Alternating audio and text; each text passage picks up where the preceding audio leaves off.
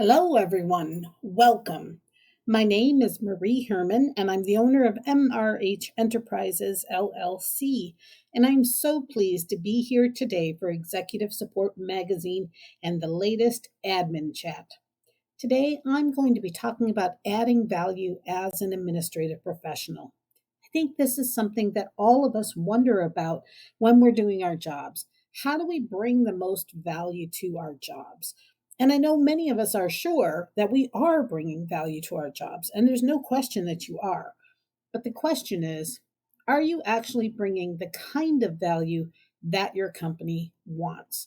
Or are you having challenges getting promoted and getting noticed at work and feeling like you're making a significant contribution? When you are adding value, that is going to stand out for your employer. There's so many benefits to doing this. And so I hope that during this next, just under an hour that we're going to be together, that it really helps you to think through what you can be doing differently in your career, in your current job, and how you can stand out and step up. So, we're going to be looking at what it means to add value to a company. How do you even define that? How do you identify areas where you could add more value to your role? How do you then convey that value to your employer? And what do you do if they don't recognize it?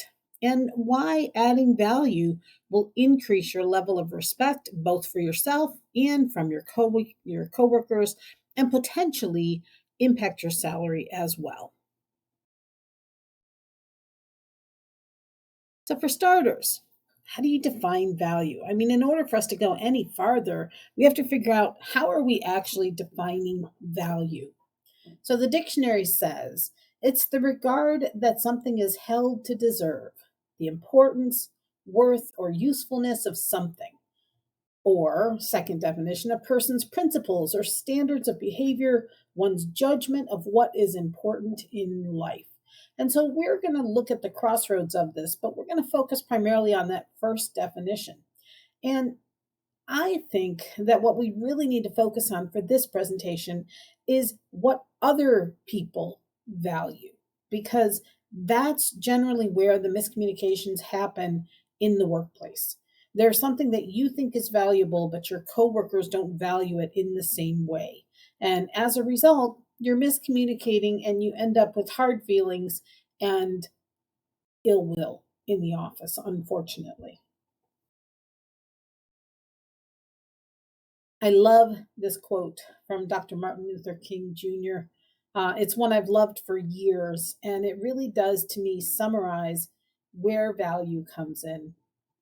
If a man is called to be a street sweeper, he should sweep streets even as Michelangelo painted, or Beethoven composed music, or Shakespeare wrote poetry.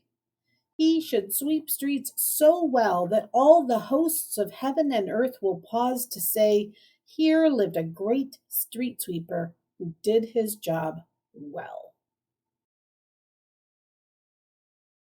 As administrative professionals, we sometimes feel like tiny little cogs in a great big machine. It's hard to feel like some of the tasks that we work on have value to the company. And sometimes our value is not fully recognized by our bosses or by the management of the company or by our coworkers. Yes, there are people that come out of the woodwork on Administrative Professionals Day, during Administrative Professionals Week, to say, oh, you're wonderful, and we'll give you some flowers and we'll give you some balloons and we'll give you a card and say, we couldn't do our jobs without you. You're the glue that holds us all together. But how are they treating you the other 364 days of the year? That's really what's much more important. When it comes to adding value, it really is about bringing in that sense of tasks that are the primary focus, things that you should be working on, doing the right things, not just doing things, but doing the right things. That's really what adding value is about. It's not just getting a lot of work done, it's about getting the right work done.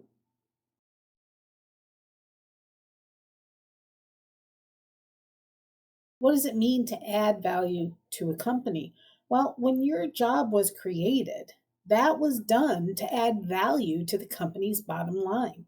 Your company had grown to the point that they realized they needed to add another employee to do certain tasks. Most likely at that time, the boss considered the job to be of lower value than their own. That's just the way bosses think. The internal conversation probably went like this: Hmm, I'm getting bogged down with these details. I need to free up my time to focus on higher value items, so I will bring in an assistant to handle some of the other work that needs to be done. If your company didn't do that process, they probably would not have hired you in the first place. Every position in a company needs to add value to the company's bottom line, or it would not exist. And the problem, though, is that this becomes an inherent perspective issue for many administrative professionals because we are often overhead. We are rarely direct profit producing areas. We take care of things that may or may not directly translate to increased revenues. That means we may potentially be the first to be cut, especially as technology improves to replace parts of our responsibilities. But nonetheless, the job was created in the first place because it was needed to add value to the company. It needed to be made. So that's the first thing to recognize, is that your job, by its very nature, is intended to add value to the company. But that doesn't mean that as time has gone by, people have forgotten what the original intent of the job was, or the job has evolved in different ways than what it was originally hired to be. Sometimes technology is coming in and taking parts of our job to free us up to do higher value tasks as well. And the question is, do you know what higher value tasks you should be working on? Have you given that thought? How do you increase your value to your company?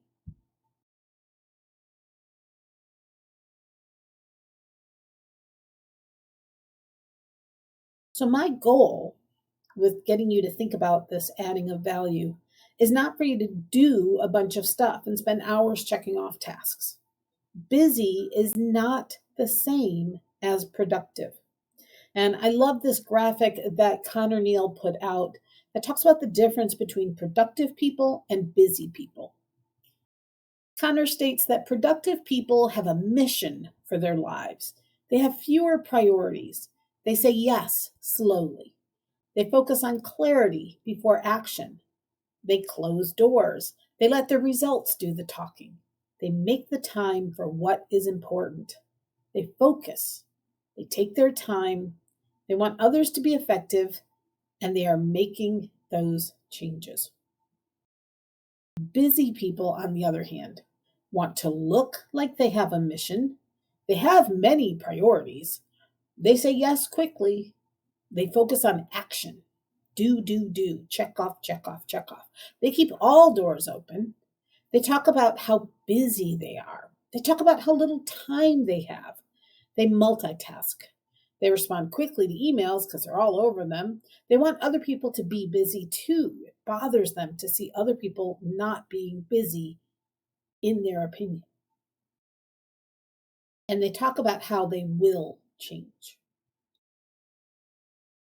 Many people get sucked into time consuming activities and sometimes money sucking activities in an attempt to increase visibility in their office. But they aren't necessarily truly evaluating the value of what they do. Different activities lead to different results. There are many reasons why you might do certain tasks, but not all tasks have the same value. My goal is for you to take the right actions that will support your company with the highest rate of return on your time. Where do you go with that? How do you figure that out? And what if you start by saying, but I'm already adding value? How could I do any more? How could I bring increased value to my company? I'm already working like a dog, 8, 10, 12-hour days every day of the week. There's no way I could take on more. And that might be true. There's a lot of ways to add value, though, and those don't all necessarily mean that you have to do all the work. It may be ideas that are being suggested, it may be procedures that are being set up, it may be ways to streamline things and eliminate tasks that no longer have value, but that others haven't looked at and judged appropriately. So there's a lot of different ways that you can add value. Saying that you want to add more value and coming into your job with that perspective doesn't mean that you're not adding value now. More value doesn't mean I wasn't doing anything before. There's no implication of that. You don't have to leap to that negative conclusion. Adding value means I recognize that I should evaluate my time on a regular basis and ensure that I'm spending it in the best way possible. That's what it means to add value. Just that you're doing regular, ongoing evaluation of how you're spending your time and how well what you're spending your time on is benefiting the company. What kinds of skills, what kinds of initiative, what are companies looking for? Well, certainly they're looking for technical skills. Everybody wants you to have technical skills, that ability to work on the computer, to pick up any new software very quickly, to help lend a hand where needed in meetings or during big projects with any of the technical issues that might arise, like hardware. There's other skills too that are needed. Problem solving skills. Over and over again, companies say they want problem solving skills and they want critical thinking skills. It is the coin of the future. Initiative. They want employees to step up. Now, that doesn't mean that every manager wants employees to step up. There will be some managers out there that are not accepting of employees showing initiative. In some cases, that's because they leap to the assumption that it makes them look bad. What, do you think I wasn't doing this already? How are you trying to bypass me? Are you trying to outshine me? People's ego can get in the way of accepting initiative from their employees. But you have to work around that.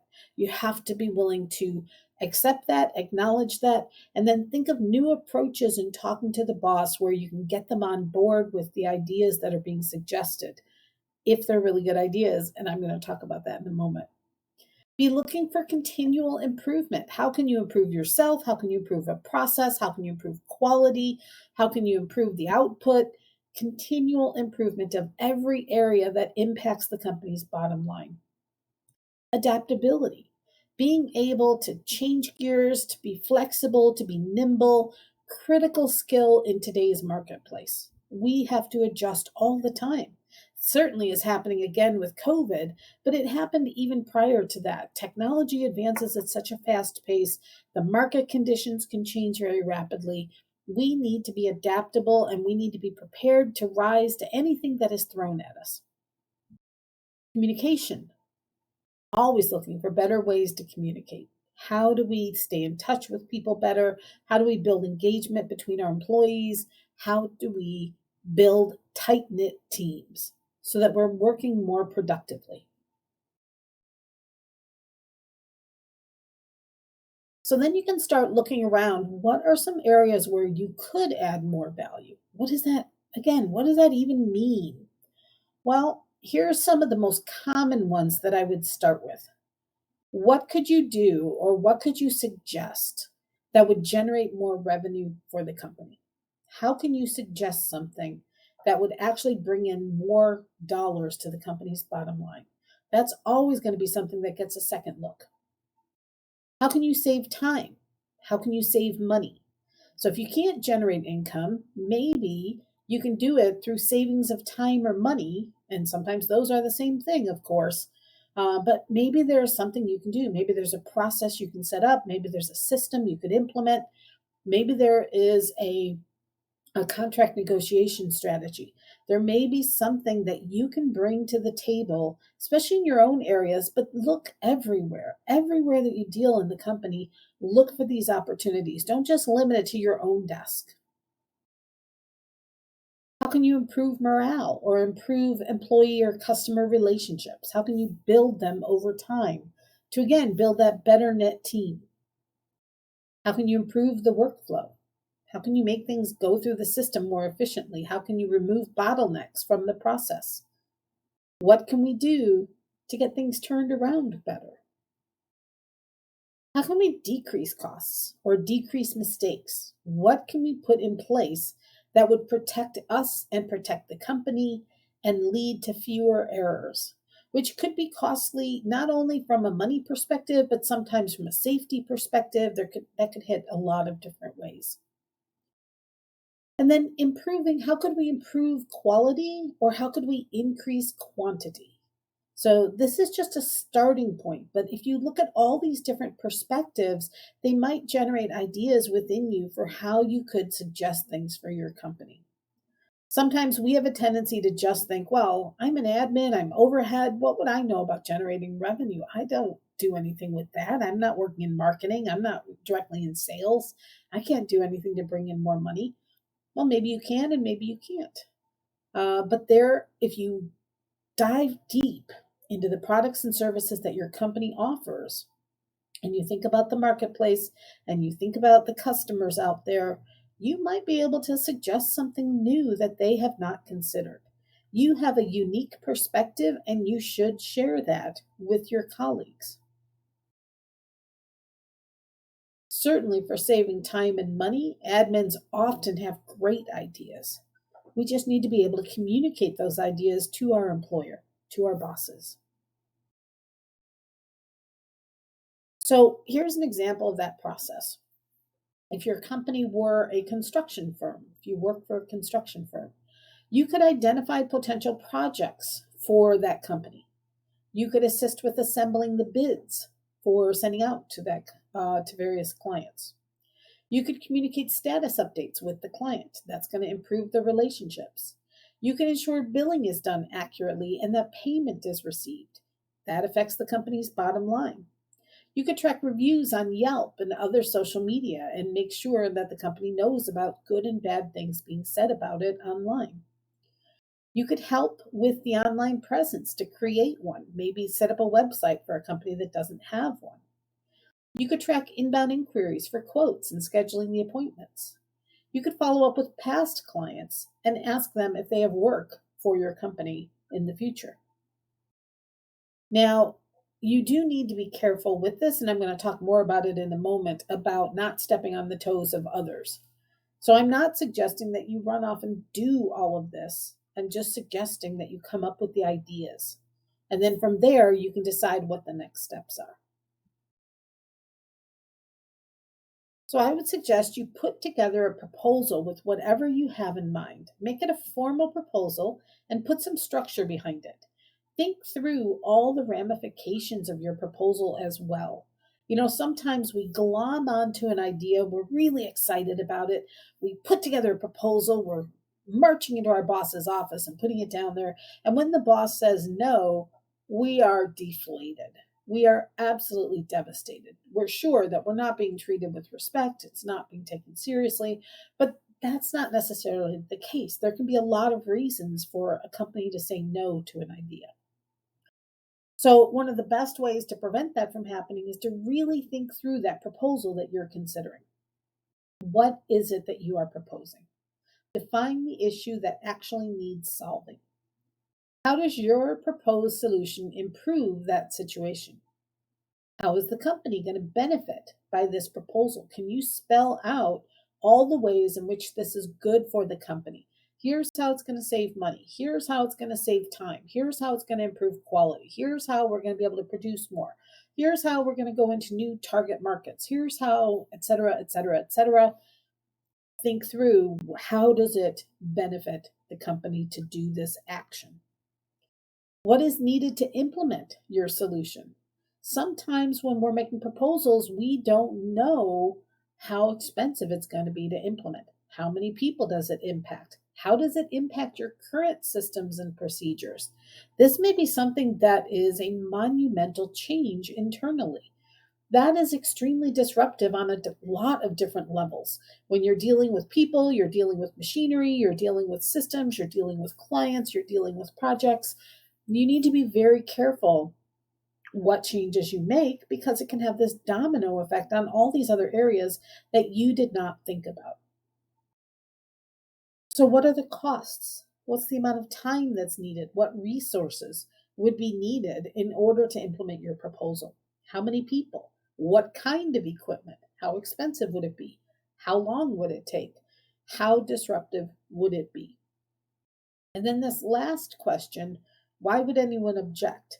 Now, that is not a flippant comment. That is not a, sure, let's do it. Why would anyone object? No. This is a pause and really think through, why would someone object to this? Why would someone not want me to do this? I've had people approach me with fantastic ideas, great ideas, but for a number of reasons, I've turned them down. Sometimes it's because I don't believe it's a good fit for my business. Sometimes it's because it would be too expensive. Sometimes it would be because it would take too long to implement and the benefits would not be worth the amount of disruption of the change. Sometimes I think it's a fantastic idea and I do want to implement it, but not right now. I'm working on something else that needs to be completed first. There may be ripple effects with that. So it's important to think through seriously, why would anyone object to this? Who would be harmed by this proposal? Who would be inconvenienced by this proposal? If it is expensive, what are the benefits and do they outweigh those costs? So, can you show how if we spent this much money, this is how much we would save going forward? It would pay for itself in what amount of time? Or if we changed this procedure, we could get our invoices out in half the time, and that would allow us to get our payments back in half the time. We don't always know those details. And so, because of that, we can't always put together a really solid proposal that dots all the I's and crosses all the T's. Find out as much information as you can, do as much research as you can, and put yourself in the place of other people. Have the perspective that how will sales feel about this? How will accounting feel about this? How will management feel about this? And ask yourself, what is the likely response that I'm going to get? There's a really nice book called Life Scripts out there by, hang on, last name Pollan.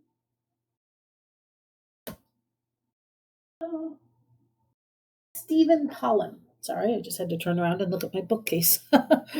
And it's a fascinating book. So it's called Life Scripts, Lifescripts.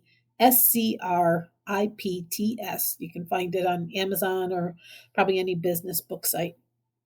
And what I like about it is that it gives you common scenarios, all different kinds of scenarios. I want a raise. I want a promotion. I want to take time off. I want to go back to school. I want to whatever. Gives you, I don't know how many, 20 or more scenarios of here's something I want. And I want to have a conversation with my boss, and I'm concerned that it may not go as well as I would like. And so, what this book does is it literally walks you through possible outcomes in how that would go if you approach management with your ideas, concerns, proposals. And so, what that book is structured around is thinking through before you ask, before you say anything, my boss is going to love it, my boss is neutral about it, or my boss is going to hate it. And how do I respond to any of those outcomes? And so it gives you sample scripts to follow. It's quite a fascinating book.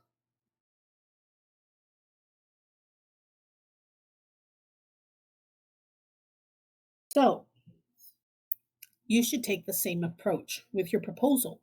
Before you submit that proposal, you should think through, what am I going to do if my boss loves this idea? What am I going to do if my boss is neutral about the idea? And what am I going to do if my boss hates the idea?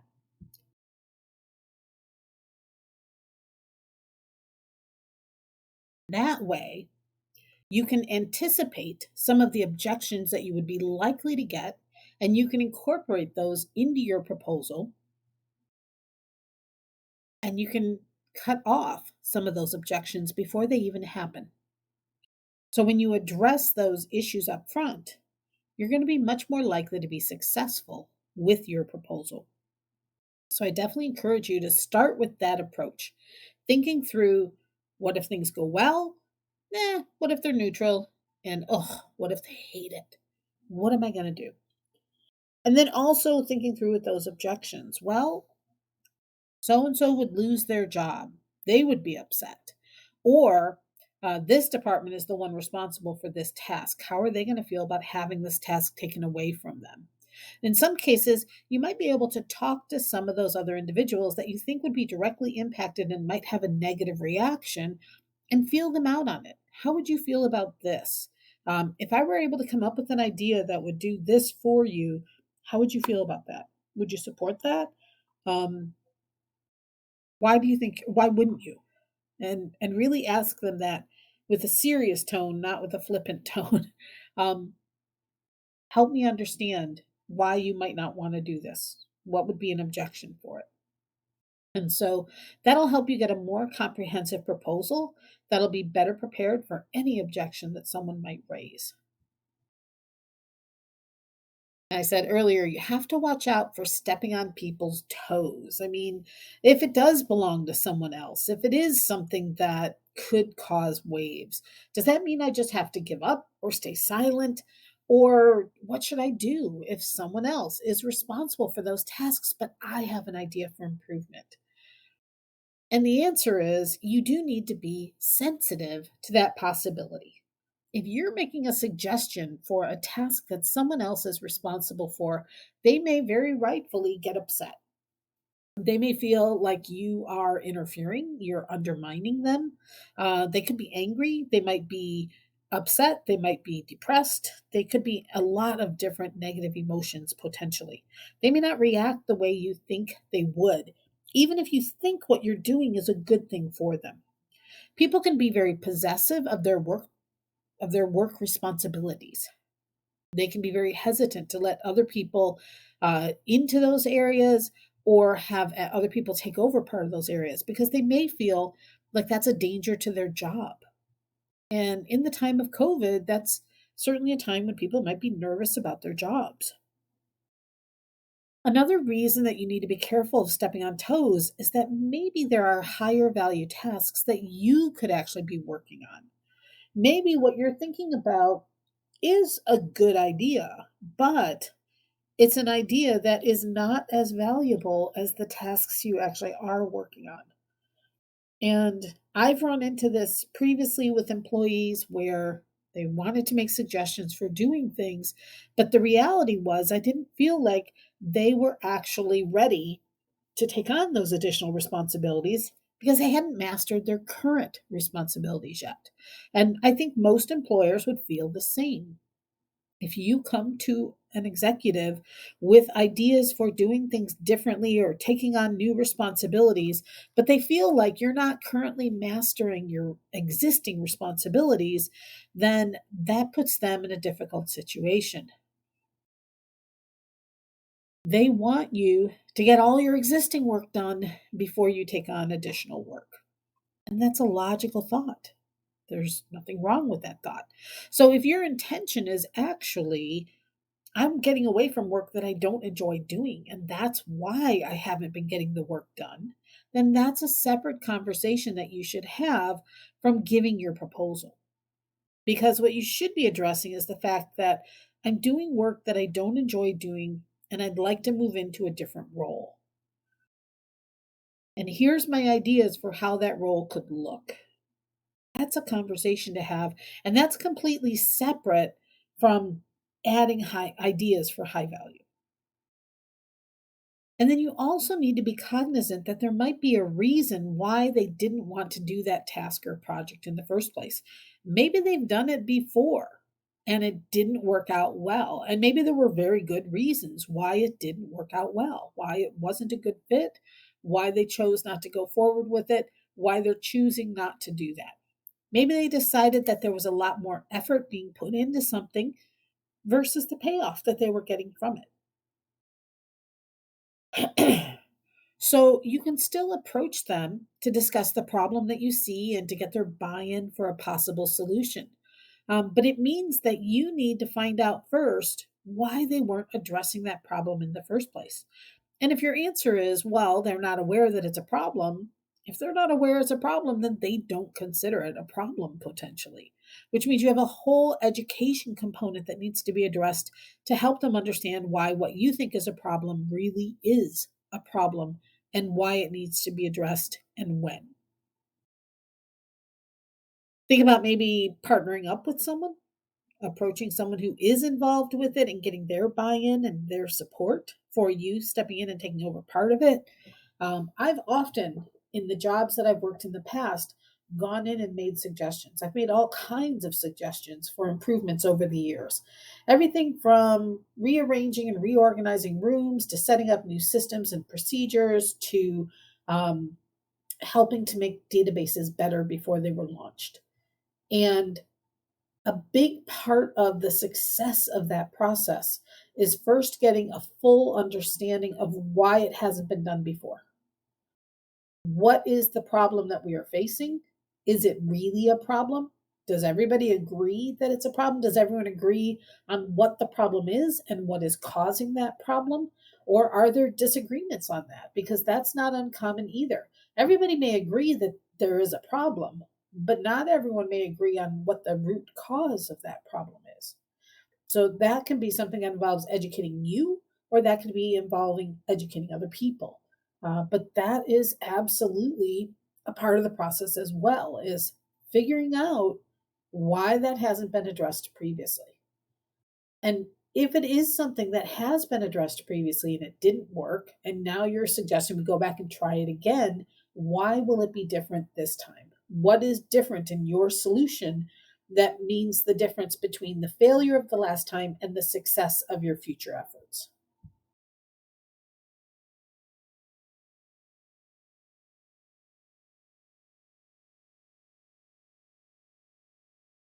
This forethought, this sitting down and thinking through that problem and anticipating those objections you're likely to encounter and identifying what the cause is of problems and what the past efforts have been and why they've worked or why they might not have worked, that will all come together to make a better proposal, a better thought out idea.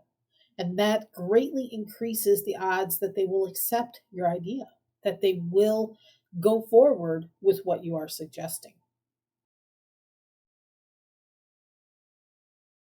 So, next up, you have to actually convey that value to your employer. It is time to blow your own horn. Start with your self assessment and your performance review. You might be interested in a past admin chat that I have done for Executive Support Magazine on how to write your own self assessment and how to create goals. I go into much greater detail in that one on that process. So that's a good starting point, though, for thinking about ways to add that value to your employer. If you think that you can just sit back and be recognized for all the projects that you suggested and implemented come performance review time, well, you might be in for an unpleasant surprise. You might be recognized, and that would be fantastic. I would love that. Or you might need to remind them of your value. Because the truth is, our employers don't always do a good job of tracking the value that we add to the company. So it is critical that when you are making these suggestions, when you are getting them implemented, whether it's you or someone else that's implementing them, when there are results coming about from the ideas that you are putting forward, you need to be able to convey that value to your employer. You need to remind them during the performance review that I suggested this and this and this and this, and these were implemented, and here were the results. Here's how much money we've saved. Here's how many employees have been impacted. Here's how many wonderful things have happened with all of this added value that I have brought to this role. And at that point in time, you can also potentially be bringing up the conversation of, I've added so much value to my role that maybe it's time for a new title or a new salary. So that can be a stepping stone towards that process. Is it actually worth doing? Why would it be worth doing all of this? I think when you add value to your role, it definitely increases the respect that you get from your boss, from your colleagues, and also the respect that you feel for yourself, your own self esteem.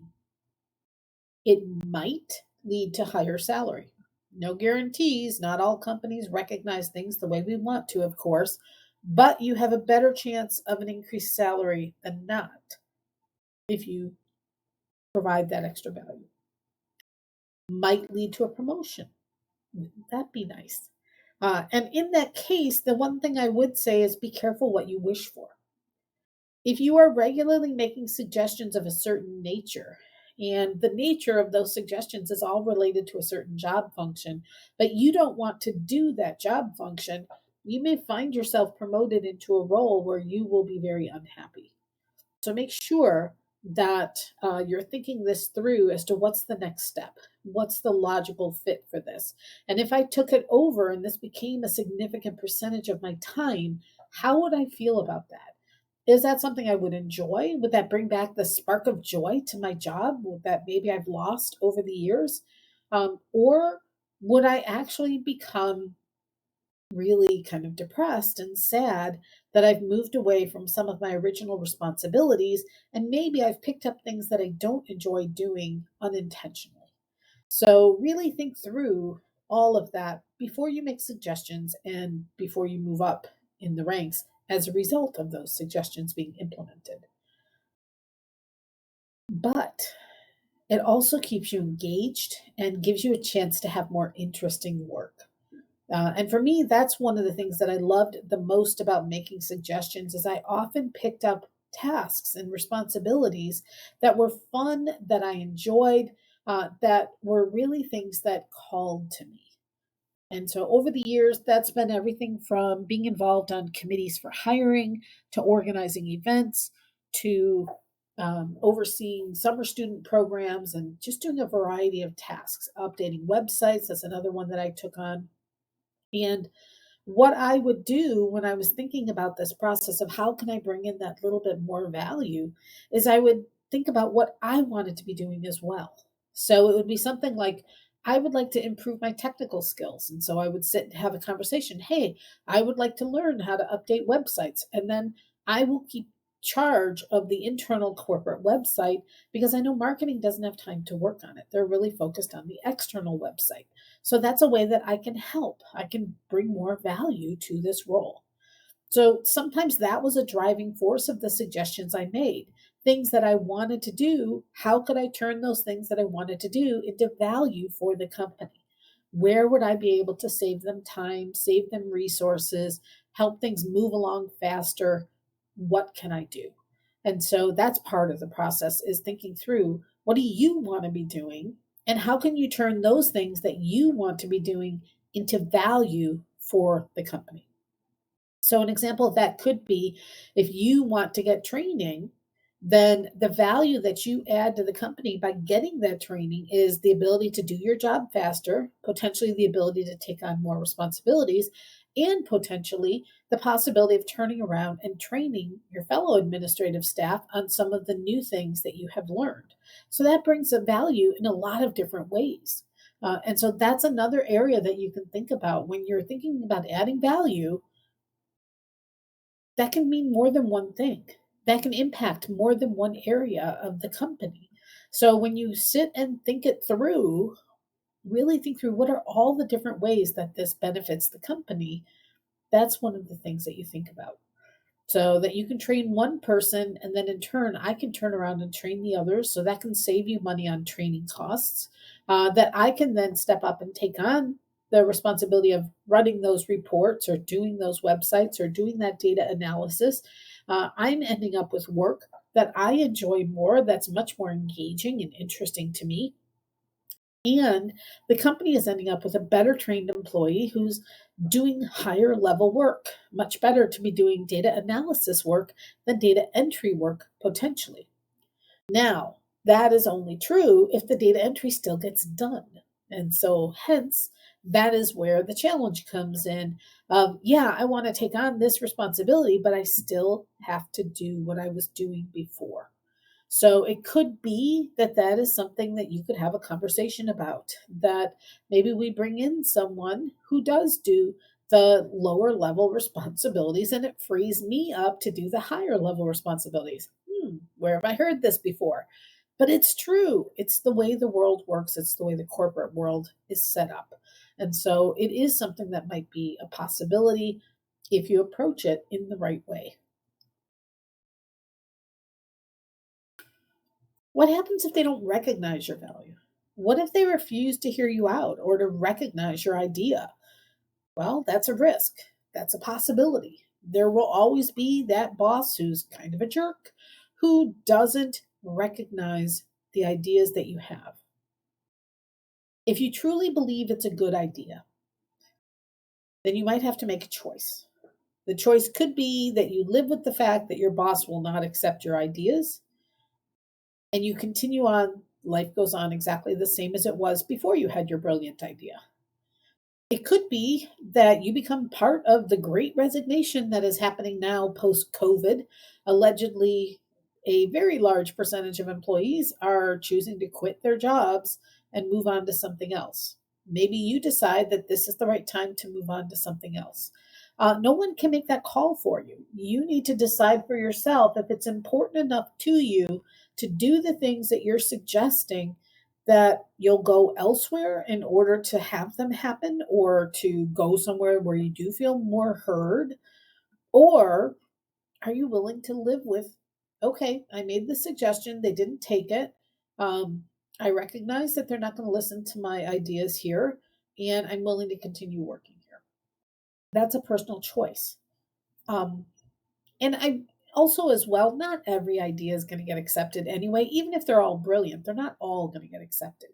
But if you make 10 well thought out suggestions and zero of them are accepted, well, the writing is pretty clearly on the wall at that particular company, or at least with that particular boss. So your other options could be, maybe you transfer to a different department within the company.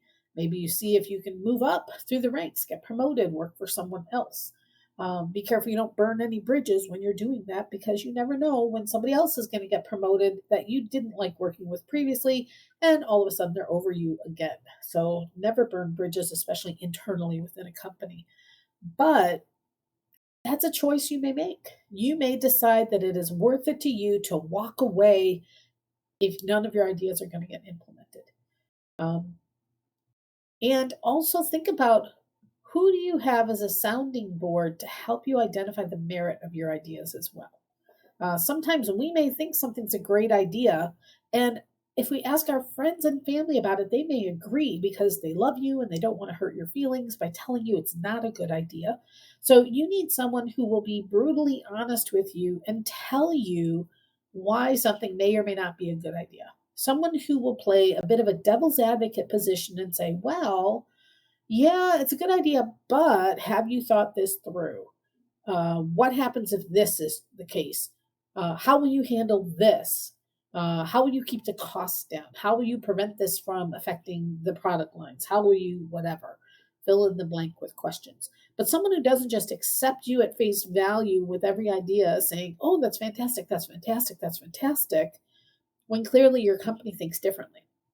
So, learning to have better ideas, that's a critical thinking process.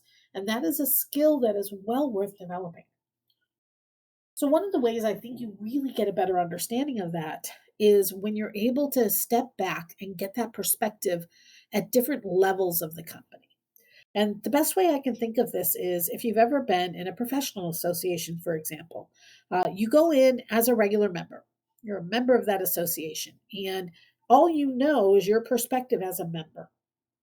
And then maybe after a while, you decide to step up and serve as a board member for the chapter, the local organization.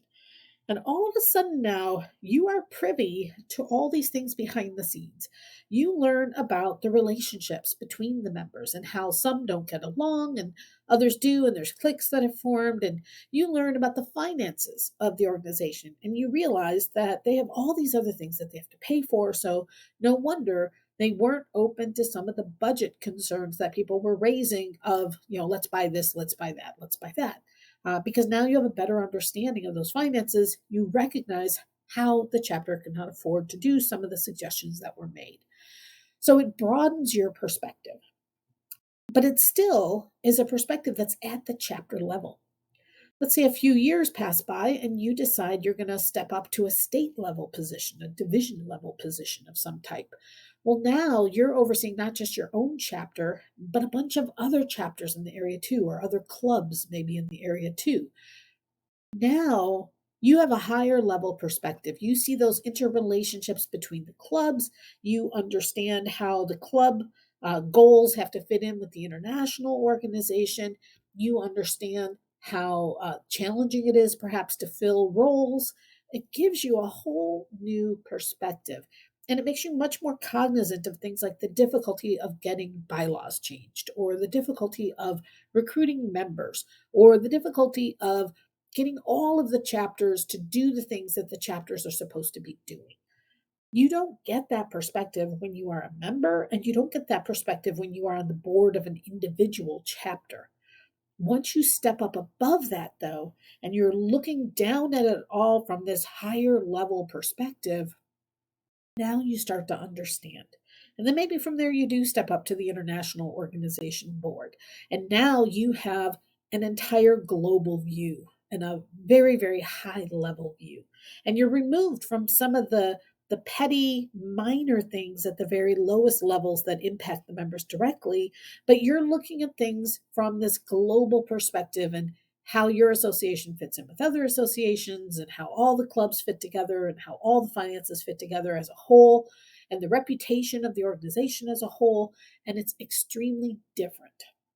So that is a challenge that all of us carry when we are going in and looking at things from the perspective of our role, and we're not able to step back and look at it from other role perspectives and then from management perspectives. So it could be that the reason that they are refusing to hear you out or recognize your idea is because you are not able to step back and look at things from the corporate level instead of the individual employee level. But if you have mastered that view and you do have suggestions that really do have value, then that's the point where you have to decide, are you willing to stay at a company that does not value your input, or is it time to move on to another company? And again, that's a personal choice. No one else can make that choice for you. But I will share one more thought. My husband, in his last job, not his current job, but his last job, was somewhere that he was very unhappy. He did not feel respected. He did not feel heard. He did not feel like his opinion was taken seriously or his suggestions were taken seriously. And he worked his butt off every day in a job where he was miserable.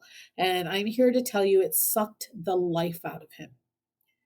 Fast forward, and he's in a new role now. He's moved to a different company, and it is a night and day difference. Even he commented on how toxic his prior workplace was.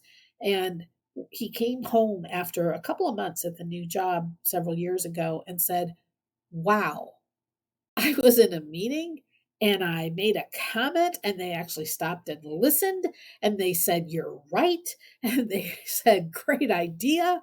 He was like, "I forgot what it was like to be respected."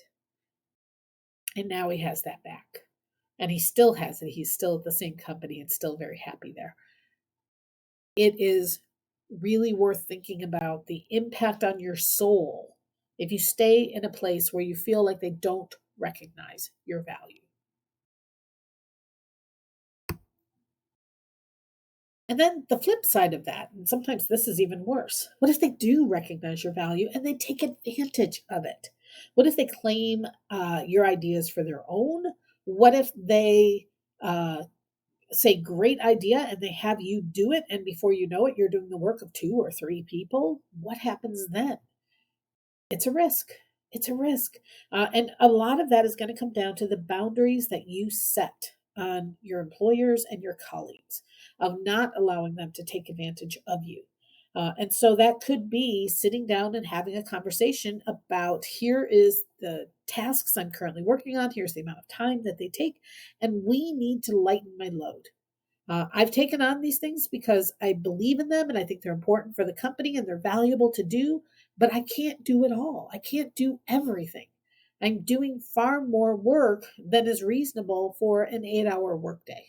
And so we need to have a conversation about what I can release. What can be delegated? Can we hire someone? Can we bring in a temp? Can we just stop doing certain things because they don't bring us much value? That is part of that conversation. So, really, what happens on this is you establish boundaries. You show people, you train people in how to treat you, and you stand by those boundaries and don't let people test them. Don't let people stretch them. Bottom line, your career is in your hands. If you're not being fully utilized where you're working and you are truly unhappy with what you are doing, you may need to make that choice to move on to another opportunity. But it is absolutely worth trying to increase the respect that you receive on the job and the value that you bring to the workplace. It will pay off over time. So, one last thought on this.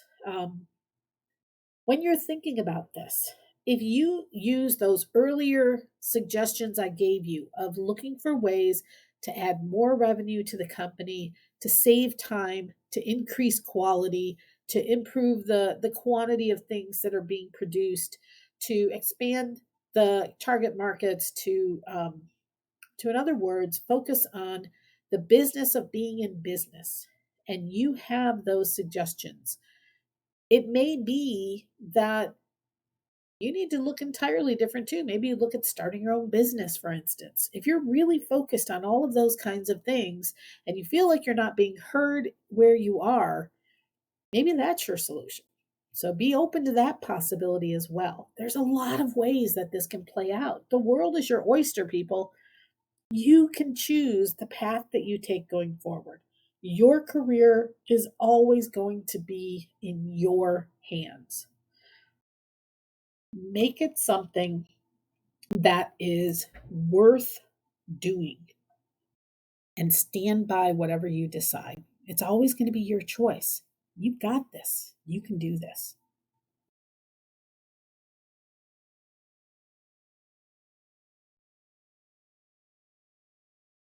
My name is Marie Herman. I am so pleased to be here for Executive Support Magazine talking about adding value as an administrative professional.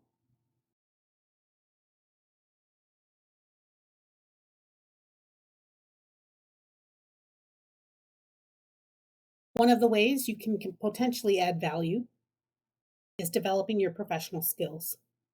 To do that, I provide CAP study groups, Microsoft Office specialist exam certification study groups. I provide training on Google Workspace. I provide advanced Microsoft Office training, including points for CAP recertification or PACE recertification. If you'd like to learn more, visit my website, www.mrhenterprises.com, and sign up for one of my classes. I hope I get to see you in a future session. Enjoy the wonderful Admin Chat series. And thank you to Executive Support Magazine for having me.